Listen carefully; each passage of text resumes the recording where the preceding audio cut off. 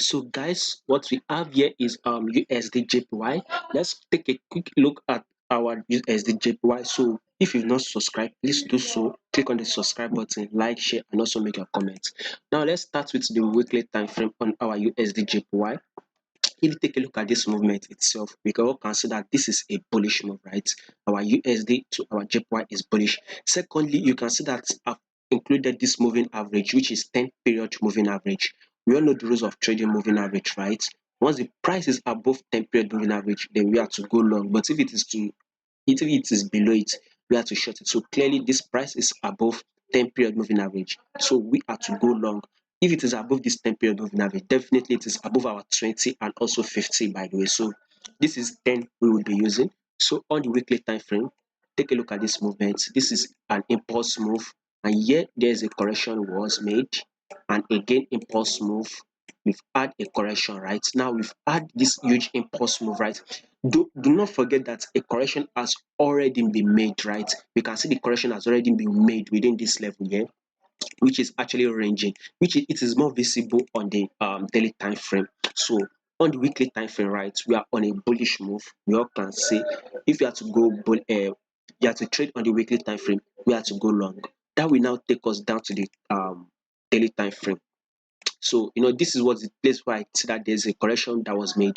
You can see the correction was made there, which actually range. We all know that there's an uptrend move.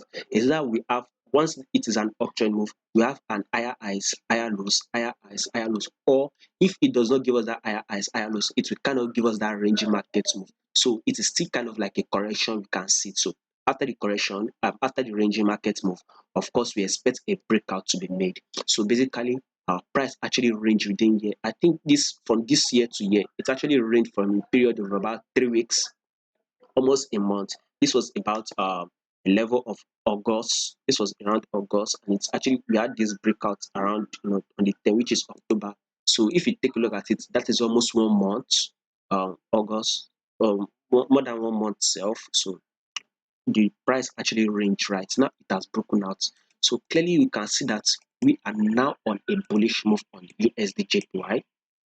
Secondly, the price is still above 10 period moving average, right? So basically, since our price is still above the 10 period moving average, there's only one movement we have to look for, which is actually to go long. So I mean, if you take a look at it for a couple of days, you can see day one, day two, day three, 4, 5, 6, 7, 8, 9, 10. This is 10 for good 10 days straight. We've actually opened and closed bullish, right? This is the 11th day, which is on the 19th, and we've actually opened and gone bullish. I can assure you that we will also open and close bullish throughout this week. So we will open and close bullish today.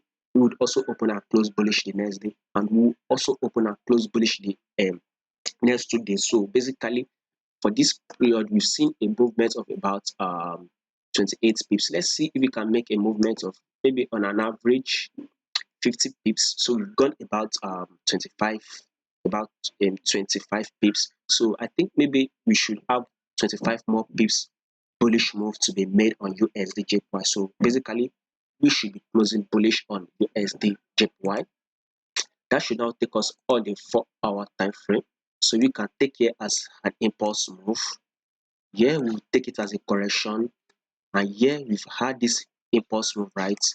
A little bit of a correction was made here. You can see this as an impulse move again, right? So you kind of had a correction, right? Now this correction is over, you can now go long. So if you are watching it early, it is time to actually enter to go long on USDJPY.